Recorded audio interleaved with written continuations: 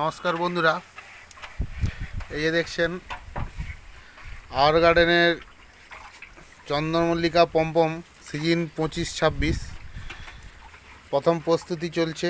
টব ধোয়া অলরেডি, চারা আমাদের এসে গেছে, ঘেসও এসে গেছে। এখন টবগুলো রিসাইকেল হচ্ছে, ওকে আবার সাব পাউডারের জলে চোবানো হবে 10 মিনিট।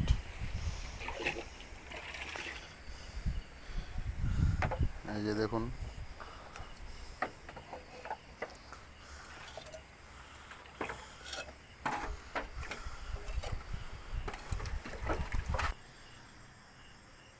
দেখুন আমাদের অলরেডি চারা এসে গেছে।